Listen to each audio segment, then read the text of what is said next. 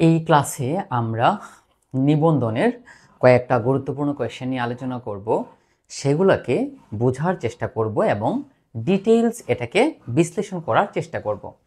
তো এখানে আমরা যে কোয়েশ্চেনটা দেখতে পাচ্ছি সেখানে বলা হয়েছে যে এই যে আর এখানে আমাদেরকে প্রথমত এই কোয়েশ্চেনটা বুঝতে হবে যে কি করতে হবে। দেখেন, প্রথমত এখানে বলা হয়েছে এই আর, তারপর হচ্ছে কিউ, তারপর হচ্ছে জেড এবং তারপর হচ্ছে এন।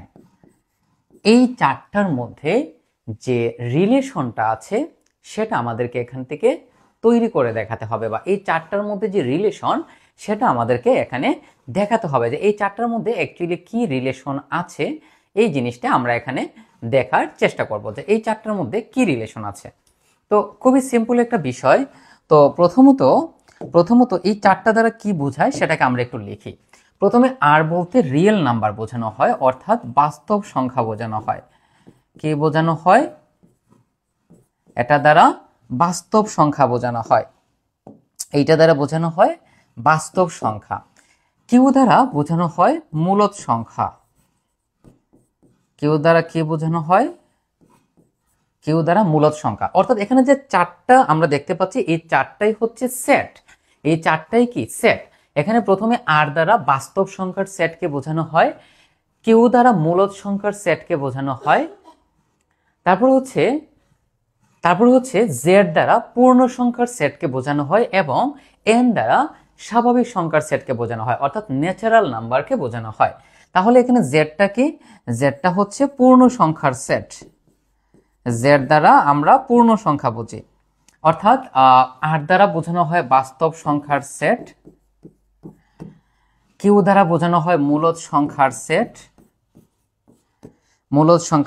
জেড দ্বারা বোঝানো হয় পূর্ণ সংখ্যার সেট এবং এন দ্বারা বোঝানো হয় স্বাভাবিক সংখ্যার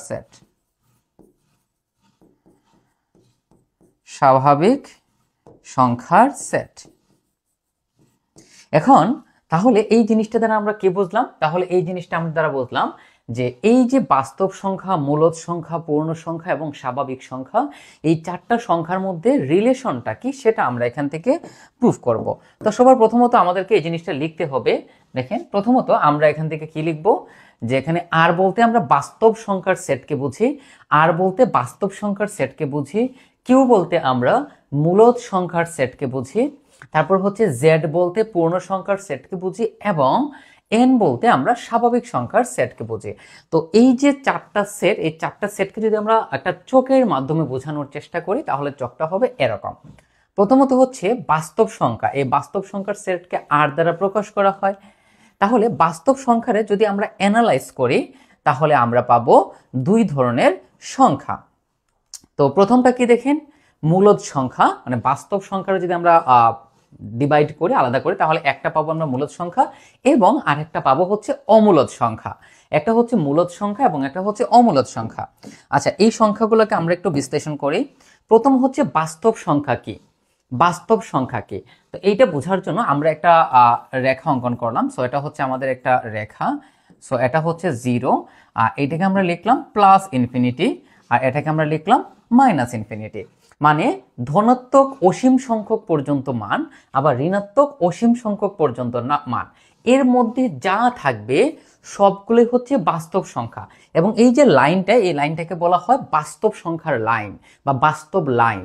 এই লাইনের মধ্যে যত সংখ্যা থাকবে, পূর্ণ সংখ্যা, ভগ্নাংশ, মূলদ, অমূলদ, হোয়াট এভার যাই থাকুক, সবগুলোই হচ্ছে আমাদের বাস্তব সংখ্যার মধ্যে পড়বে। যেমন এখানে থাকবে 1 2 3 এরকম বাড়তে থাকবে, বাম দিকে আসবে -1 -2, অর্থাৎ ডান দিকে যত যাবে মানটা তত বৃদ্ধি পাবে, ধনাত্মক দিকে বৃদ্ধি পাবে। আর এটা বাম দিকে যত আসবে তখন মানটা তত বেশি হ্রাস পেতে থাকবে। সো এটা বৃদ্ধি পেতে পেতে পেতে পেতে পেতে পেতে অসীমের দিকে যাবে, বাট অসীম হবে না, অসীমের ঠিক আগের মান পর্যন্ত। আবার এটা বাম দিকে কমতে কমতে কমতে কমতে কমতে কমতে এটা মাইনাস ইনফিনিটির দিকে আসবে। কিন্তু মাইনাস ইনফিনিটি বলতে কোনো কিছু কিন্তু পৃথিবীতে আসলে এক্সিস্টই করে না। তো এটা ঠিক আগের মান পর্যন্ত যত সংখ্যা আছে সবগুলো হচ্ছে বাস্তব সংখ্যা। সো এই লাইনের মধ্যে যা থাকবে সবই হচ্ছে বাস্তব সংখ্যা।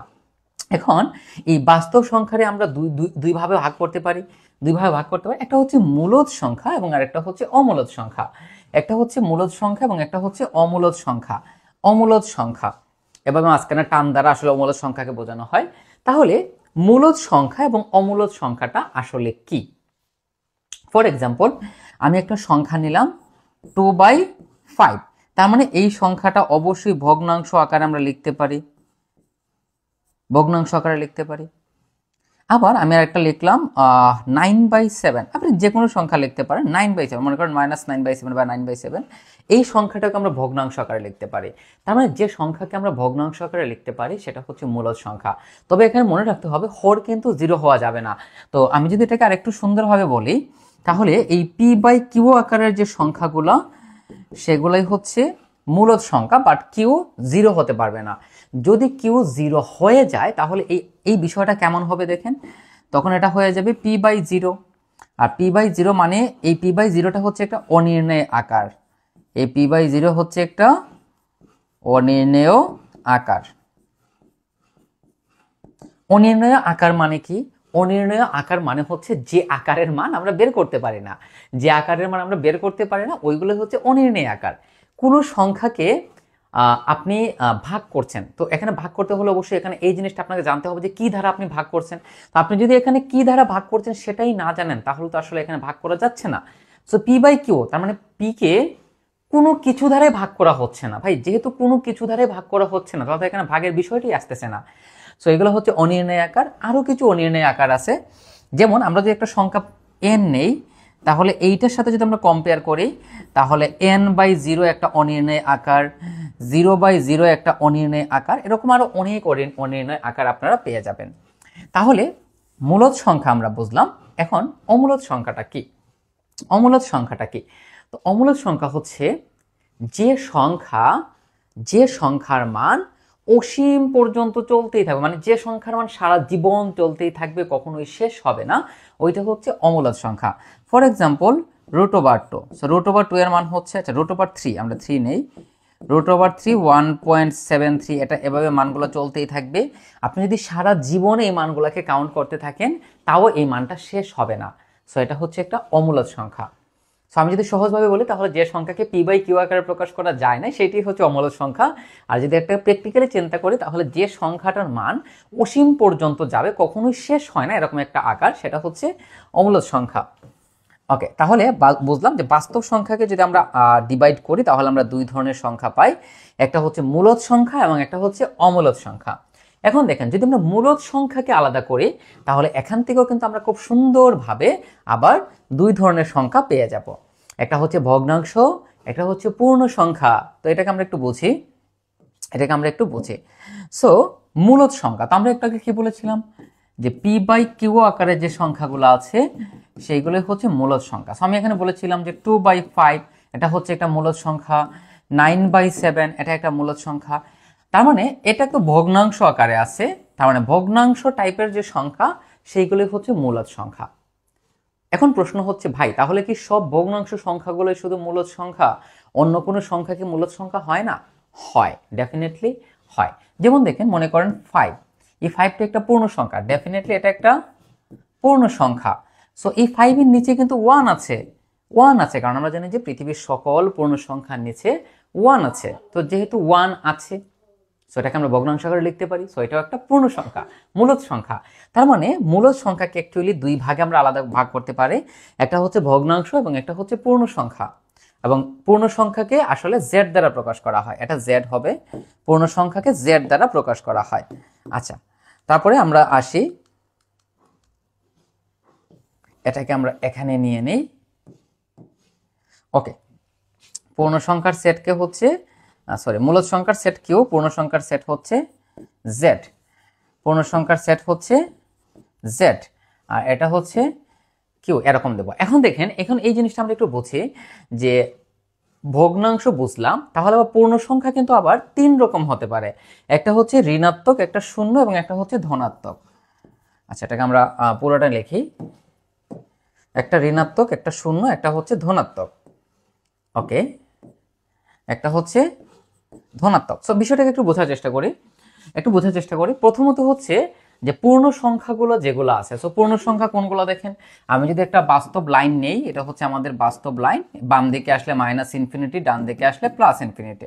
তাহলে এই যে বাস্তব লাইন, এই বাস্তব লাইনের মধ্যে এখানে যে মানগুলো থাকবে পূর্ণ সংখ্যা আকারে, যেমন এখানে 1 2 3 -1 -2, এই যে সংখ্যাগুলো আছে এইগুলো হচ্ছে পূর্ণ সংখ্যা, এইগুলো হচ্ছে পূর্ণ সংখ্যা।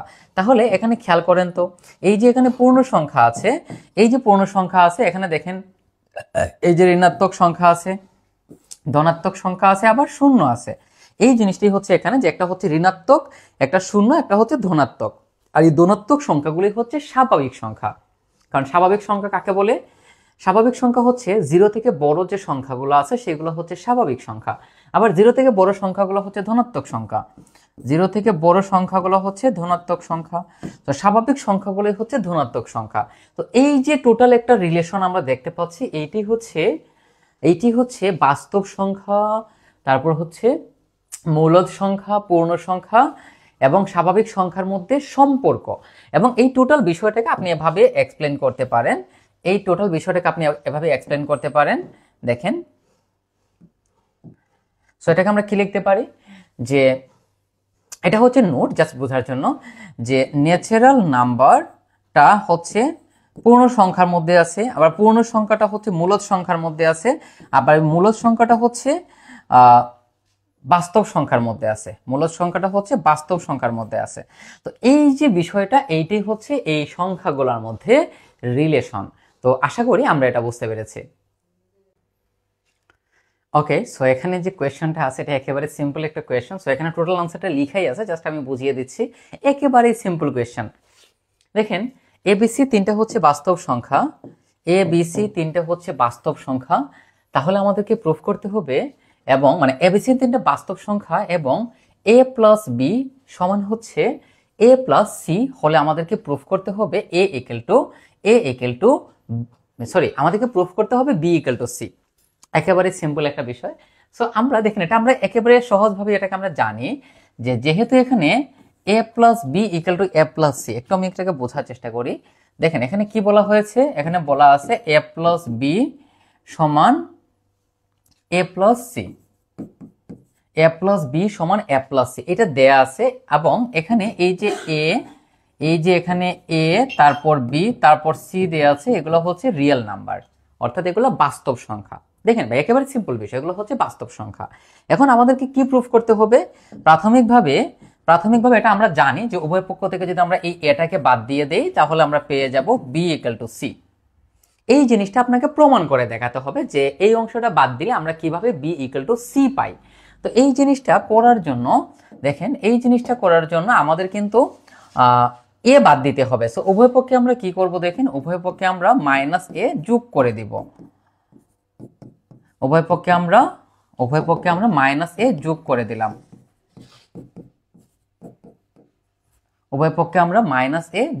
দিলাম, এই যে দেখেন উভয় পক্ষে আমরা মাইনাসে যোগ করে দিলাম। এবং এই যে আমরা যোগ করেছি, এই বিধিটার নাম হচ্ছে যোগের অনন্যতা বিধি। এখন আমরা এখানে সংযোজন বিধি অ্যাপ্লাই করব, তাহলে এটা হয়ে যাবে মাইনাস এ প্লাস বি, এটাও সেম মাইনাস এ প্লাস সি। এখানে আমরা কি করেছি, এখানে আমরা সংযোজন বিধি অ্যাপ্লাই করেছি, সংযোজন বিধি। আচ্ছা, সংযোজন বিধিটা কি? আপনাদের মনে প্রশ্ন আসতে পারে যে ভাই বুঝলাম সংযোজন বিধি আপনি অ্যাপ্লাই করেছেন, তাহলে সংযোজন বিধিটা কি? দেখেন, সংযোজন বিধিটা হচ্ছে যদি এ বি সি তিনটা বাস্তব সংখ্যা হয়, তাহলে এ প্লাস বি প্লাস সি এরকম যদি থাকে, তাহলে এটাকে আমরা এ প্লাস বি প্লাস সি লিখতে পারি। অর্থাৎ এখানে বি এবং সি একসাথে আছে, এটা আলাদা। এখানে আমরা এ এবং বি কে একসাথে নিয়ে নিলাম, সিটা হচ্ছে আলাদা। এটাকে আপনি ইনভার্সলি এভাবে চিন্তা করতে পারেন যে যদি এ প্লাস বি প্লাস সি হয়, তাহলে সংযোজন বিধি অ্যাপ্লাই করলে এটা হয়ে যাবে এ প্লাস বি প্লাস সি। এই যে কনসেপ্টটা, এটি হচ্ছে সংযোজন বিধি। সো এখানে আমরা সংযোজন বিধি অ্যাপ্লাই করে নিলাম। এখন দেখেন, এই যে মাইনাস এ প্লাস এ সমান হচ্ছে কত?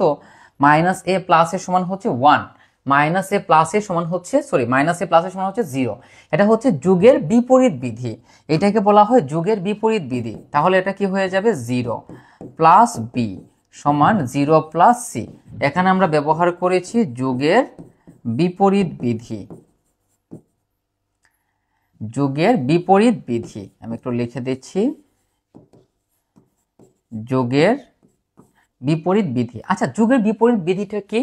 দেখেন, এ এবং মাইনাস এ, আমরা জানি যে এর সাথে মাইনাস এ যদি আমরা যোগ করে দিই তাহলে যোগফলটা 0 হয়ে যায়। এবং এই যে কনসেপ্টটা, এইটার নামই হচ্ছে যুগের বিপরীত বিধি। অর্থাৎ যে সংখ্যাটা আছে তার ঠিক ঋণাত্মক সংখ্যা, তার ঋণাত্মক সংখ্যা, এই দুইটাকে যদি আমরা যোগ করি তাহলে 0 হয়ে যাবে। তো যুগের বিপরীত বিধি বলতে বোঝানো হয় যে একটা সংখ্যার ঋণাত্মক সংখ্যা যদি আমরা যোগ করি তার সাথে, তাহলে যোগফলটা 0 হয়ে যাবে। এটাই হচ্ছে যুগের বিপরীত বিধি। তো আমরা করে ফেললাম। এখন উভয় পক্ষ থেকে আমরা 0কে বাদ দিয়ে দিব।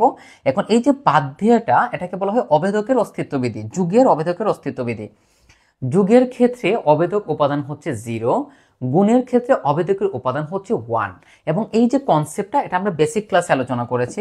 সো উভয়পক্ষে 0কে বাদ দিয়ে দিলে বি ইকুয়াল টু সি, যেটা আমাদের প্রমাণ ছিল। এই যে দেখেন বি ইকুয়াল টু সি, এটা হচ্ছে যুগের অভেদকের অস্তিত্ব বিধি অনুসারে।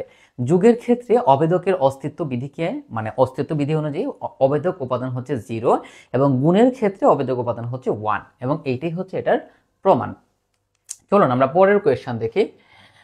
সো সিম্পল বিষয়, সেম প্রসেস। বলা হয়েছে যদি এবিসি তিনটে বাস্তব সংখ্যা হয় এবং এসি সমান বিসি হয় তাহলে এ ইকুয়াল টু বি। আচ্ছা, এসি সমান বিসি আমরা একটু দেখাই। দেখেন, সো এখানে কি বলা হয়েছে? এখানে আমাদের বলা হয়েছে যে এ বি সি এই তিনটে হচ্ছে বাস্তব সংখ্যা এবং এসি সমান বিসি, তবে এখানে সি নট ইকুয়াল 0। এখন প্রশ্ন হচ্ছে, ভাই কেন সি 0 হতে পারবে না? দেখেন, যদি সি 0 হয়ে যায় তাহলে এখানে যদি আমরা 0 বসাই তাহলে এ ইন্টু 0 বি ইন্টু 0, তাহলে হয়ে যাবে 0 সমান 0। তার মানে আমাদের যে প্রমাণ ছিল, আমাদের প্রমাণটা কি ছিল? আমাদের প্রমাণ ছিল এ ইকুয়াল টু বি প্রমাণ করা। সেটা কিন্তু আপনি আর পাবেন না, দ্যাটস ওয়াই এটা সমান হচ্ছে 0। এখন দেখেন, আমরা যখন যুগের অংশ করেছিলাম তখন আমরা যুগের যে মানটা দেওয়া আছে তার ঠিক ঋণাত্মক মানটা আমরা যোগ করেছিলাম।